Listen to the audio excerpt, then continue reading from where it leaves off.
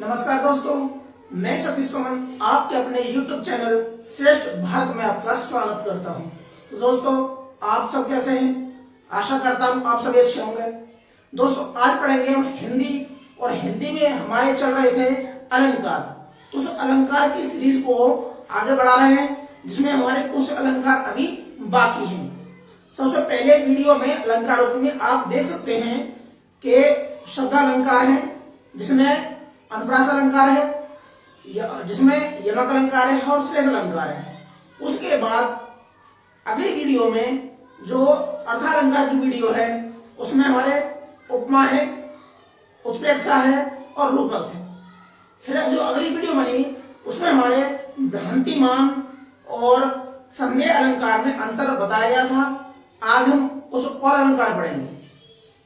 तो दोस्तों, जिन्होंने अभी तक हमारे चैनल को सब्सक्राइब नहीं किया है तो प्लीज चैनल को सब्सक्राइब कर लें और बगल में जो बेल आइकन है उसे भी क्लिक कर दें, ताकि हमारी हर वीडियो का नोटिफिकेशन आप तक पहुंचता रहे। आते हैं अपने वीडियो पर।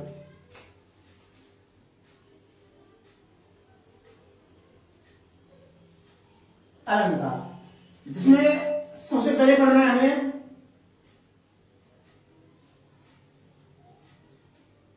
विरोधाभास।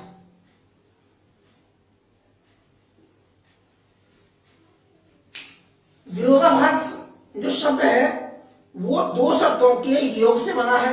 इसमें विरोध अलग है और आभास अलग है। यानी कि हम कह रहे हैं कि सिर्फ विरोध नहीं है, सिर्फ विरोध का आभास है। ऐसा ही इसी की परिभाषा है कि विरोध वास्तविक में विरोध न होते हुए भी विरोध का आभास होना किसी काव्य में तो होता है विरोधाभास अलंकार। तो इसके कुछ एग्जांपल हैं, देख लेते हैं कुछ एग्जांपल।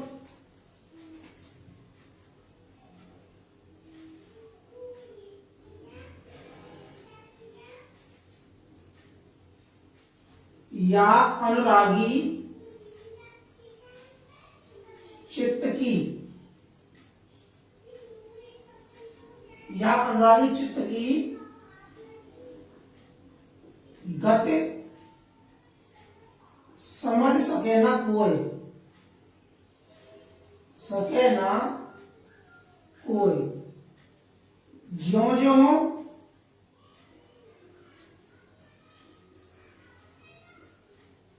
गूढ़ है श्याम रंग, श्याम रंग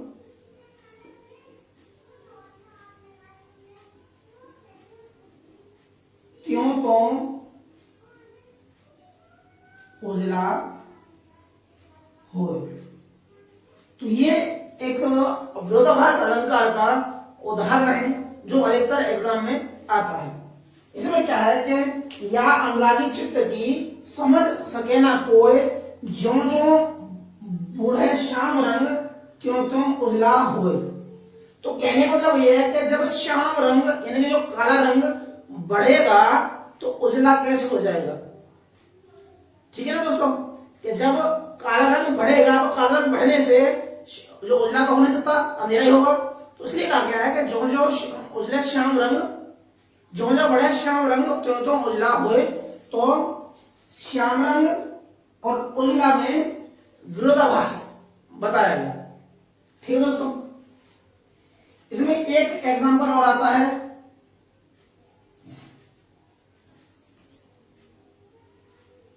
सुलगी अनुराग की आग जहां जल से भरपूर तड़ाग वहां। ठीक है दोस्तों, इसमें क्या है, आग और तड़ाग, ये क्या है, ये दोनों विरोधाभास हैं। यानी कि दोनों एक दूसरे के अपोजिट हैं। आग जानते हैं, तड़ाग मतलब पानी, सरोवर, तालाब। तो कहना है कि जो आग है, अनुराग की, प्रेम की आग वहां जल रही है। तो जल जहां से तालाब ना खूब जल है, उस तालाब में वहां जल रही है। तो क्या है, विरोधाभास अलंकार है, विरोधाभास है, क्योंकि वहां आग जल नहीं सकती जहां पानी ज्यादा होगा। तो पानी का और आग का बैर होता है, दोनों एक दूसरे के अपोजिट होते हैं, विपरीत होते हैं। तो इसलिए यहां बताया गया है कि यहाँ विरोधाभास अलंकार है। गांव में क्या कहते हैं भाई कि भाई तेरे अगर आग लग जाए, तेरे घर में आग लग जाए तो मेरी ठंडक पड़ जाए। गांव में जो लेडीज है बड़ी बूढ़ी, वो असल में किसी को बदुआ देती है तो कहती है गाली गलौज में कि तेरे भगवान करे तेरे आग लग जाए तो मेरी ठंडक पड़ जाए। तो आग का लगना और ठंडक का हो जाना क्या है, दोनों में विरोधाभास है। भाई कहते ना तेरे घर में आग लग जाए, भगवान करे तेरे घर में आग लग जाए तो मेरे ठंडक पड़ जाए। तो आग लगने से ठंडक नहीं पड़ती, आग का अलग प्रकृति है और ठंडी की अलग प्रकृति है। तो इन दोनों में विरोधाभास अलंकार है। मोहब्बत मीठा जहर है, लिख लेते हैं इसमें।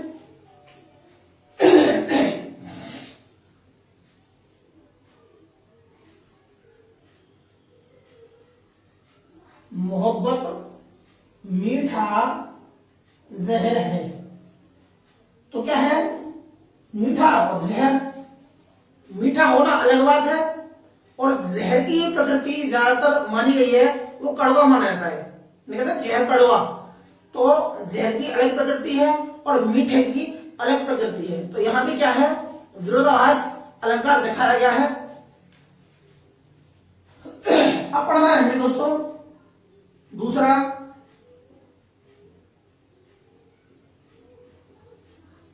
अतिशयोक्ति अलंकार। अतिशयोक्ति अलंकार, यहां भी यह शब्द दो शब्दों से मिलकर बना है। अतिशयोक्ति यानी कि उक्ति कहना, और उसको कहना अति यानी कि किसी की अपनी बात को बढ़ा चढ़ाकर कहना अतिशयोक्ति कहलाता है। तो यहां भी वही बात है अलंकार में कि हम किसी काव्य को या किसी की महिमा मंडन इतनी कर देना कि वो एक आम चीज से, जो चीज हो सकती है उससे बढ़ चढ़कर बात कही गई हो, तो कहते हैं हम टोटली कहते हैं गप गॉसिप। तो किसी बात को बढ़ा चढ़ाकर कहना यह होता है अतिशयोक्ति अलंकार। तो उसमें एक ज्यादा एग्जांपल आता है,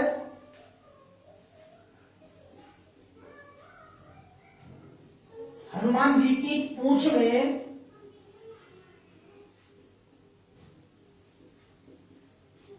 लगन न पाई आग,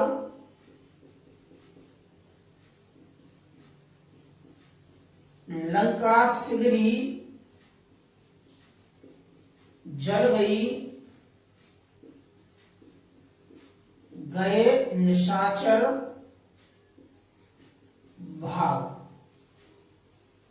तो ये क्या है, इसमें अतिशयोक्ति माना गया है। क्यों, क्या कह रहा है, हनुमान जी की पूंछ में लगन न पाई आग, यानी कह रहे हैं कि हनुमान जी की पूंछ में आग अभी लगी नहीं है, तब तक लंका भी जल गई और जो भी राक्षस बचे थे लंका में वो भी भाग गए।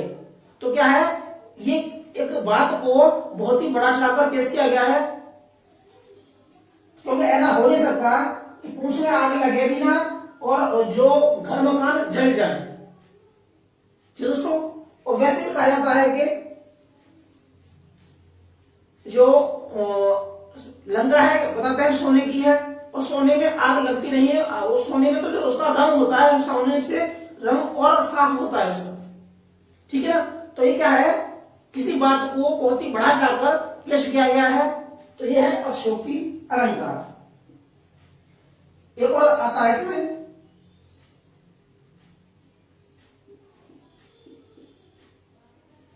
आगे नदियां पड़ी अपार,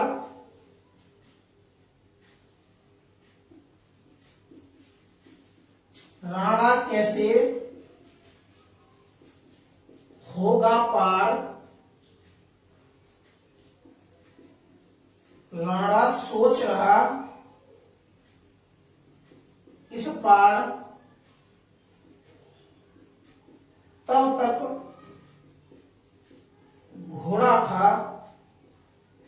उस पार। तो उसमें क्या कहा है, जो महाराणा प्रताप का जो घोड़ा है चेतक, उसकी गति को बहुत ही बढ़ा चढ़ाकर पेश किया गया है। कह रहे हैं कि आगे नदियां पड़ी है पार, नदियां बहुत बड़ी चौड़ी नदियां है, अपार है, इसको पार नहीं किया जा सकता। और राणा सोच रहे हैं कि ये पार कैसे होगी, सिर्फ सोच ही रहे तब तक वो चेतक पार हो जाता है। तो यहाँ क्या है, एक बात को बहुत ही बड़ा चढ़ाकर पेश किया गया है। तो यहाँ भी क्या है, अतिशयोक्ति अलंकार है। इसमें एक और एक एग्जांपल आता है कि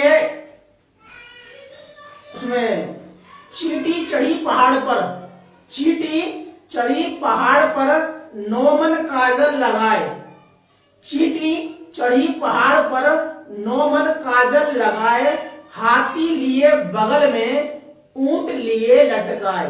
यानी चींटी पहाड़ पर चल रही है और 9 मन काजल लगा रही है, यानी कि जिसकी एक तिल भर उसमें वजन रहता है और वो 9 मन काजल लगाती है। 9 मन यानी कि एक मन में 40 किलो, 40 गुना 9 कर देते हैं, तो इतना वो काजल लगाती है चींटी। हाथियों के जो वो है झुंड, वो पीठ पर लटका लेती है और ऊंट बगल में लटका लेती है। यहाँ क्या है, अतिशयोक्ति अलंकार है, टोटली गप है, झूठ है, काल्पनिक बातें हैं, उसे कहते हैं अतिशयोक्ति अलंकार। तो दोस्तों हमारे हो गए विरोधाभास अलंकार और अतिशयोक्ति अलंकार। विरोधाभास में क्या है कि विरोध न होने पर भी हमें विरोध का आभास होता है, जिसमें 2 शब्द ऐसे आते हैं जो अपने आप में अपोजिट होते हैं लेकिन उनमें विरोध नहीं होता, उनका अर्थ दूसरा हो सकता है लेकिन विरोध नहीं होता।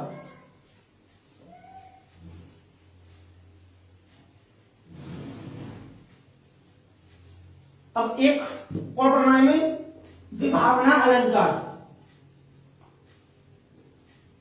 विभावना अलंकार, इसमें क्या है, कारण के बिना कार्य का होना, कारण के बिना कार्य पूर्ण होना। यानी कि मान लें कि हमारे कान है नहीं और हम सुन पा रहे हैं, टांग है नहीं लेकिन हम भाग पा रहे हैं, हाथ है नहीं हम काम कर रहे हैं, ठीक है। तो ऐसे और ऐसे चीज आती है, ऐसा काव्य आता है, तो उसमें हम कहते हैं विभावना अलंकार।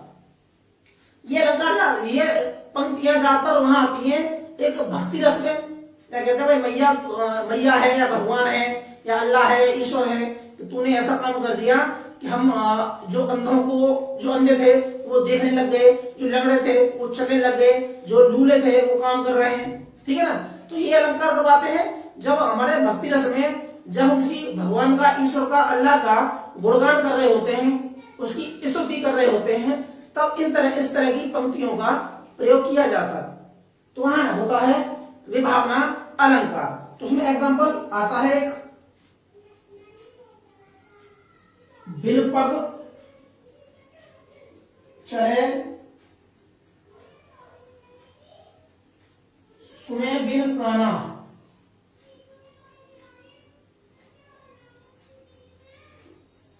कर बिन कर्म करे विधि नाना, ठीक है। तो क्या है, बिनु पग चले सुने बिनु काना, कर बिन कर्म करे विधि नाना। यानी क्या है, बिन पग, पैर उसके है नहीं लेकिन चल पा रहा है अच्छी तरह से, तो यह बिना पैर के चलना दिखाया गया है। सुने बिनु काना, तो उसमें कान भी नहीं है लेकिन सुनाई दे रहा है, पैर नहीं है लेकिन चल पा रहा है, कान नहीं है सुन पा रहा है। कर बिन कर्म करें, तो कर्म माने क्या है, हाथ, हाथ नहीं है, हाथ न होने के बावजूद भी काम कर रहा है, इसे कहेंगे विभावना अलंकार। इसमें एक और आता है दूसरा, नाच अचानक उठे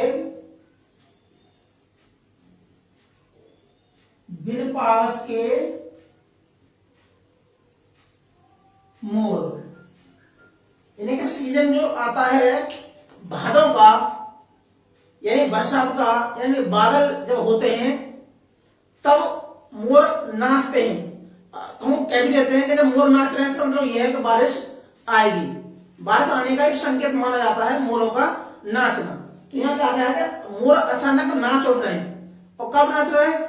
जब बारिश आने, मतलब बारिश आई भी नहीं है और ना ही बारिश आने के चांस है। तो बिन पास के मोर, जो सीजन होता है उनका नाचने का, वो आया नहीं और मोर अचानक नाच उठे हैं। यहां भी होता है विभावना अलंकार। ठीक है दोस्तों, हमारा होगा था एक विरोधाभास अलंकार, जिसमें कहा हमने क्या विरोध का आभास होगा, विरोध नहीं होगा। हमें विरोध लगेगा सामने वाले को। भाई हम कह रहे हैं कि तेरे घर में आग लग जाए, तुम्हें ठंडा पड़ जाए, तो कहने का मतलब ये है कि अगर तेरे कोई नुकसान हो जाए तो मुझे सुकून मिलेगा। तुम्हारे कोई नुकसान हो जाए तो मुझे सुकून मिलेगा, तो मतलब है इसका यह। लेकिन कहा जाता है कि तेरे घर में आग लग जाए तो मेरे ठंडक पड़ जाए। तो आग का और ठंडक का ये क्या है? विरोधाभास। ठीक दोस्तों, ऐसे ही अतिशयोक्ति में क्या है? कहते किसी बात को बढ़ा चढ़ाकर पेश करना, किसी उक्ति को बढ़ा चढ़ाकर बताना अतिशयोक्ति अलंकार है, जिसमें 3 एग्जाम्पल हमें बताए जा चुके हैं। तीसरा अलंकार है विभावना, जहां कारण के बिना कार्य होना बताया गया हो। कान ना हो हम सुन पा रहे हैं, पैर ना हो हम चल पा रहे हैं, हाथ ना हो हम काम कर रहे हैं, ठीक है, आंख ना हो हम देख पा रहे हैं। तो इस तरह की बातें हैं। इस तरह की जब बातें हैं जब हम किसी भक्ति रस में डूबे हुए होते हैं और किसी अपने आराध्य की स्तुति कर रहे होते हैं, तब उस तरह की बातें सामने आती हैं। ठीक है, तो ये हमारे 3 अलंकार हो गए। तो अलंकार आज हमारे खत्म हो चुके हैं। आप चाहो तो हमारी पुरानी अलंकार की वीडियो देख सकते हैं। तो दोस्तों, आपको हमारी वीडियो कैसे लगी? अगर आपको अच्छी लगी है तो उसे लाइक कीजिए, शेयर कीजिए, सब्सक्राइब कीजिए और बगल में जो बेल आइकन है उसे भी क्लिक कीजिए, ताकि हमारी हर वीडियो का नोटिफिकेशन आप तक पहुंचता रहे। मिलते हैं अगली वीडियो में, तब तक के लिए जय हिंद, जय भारत।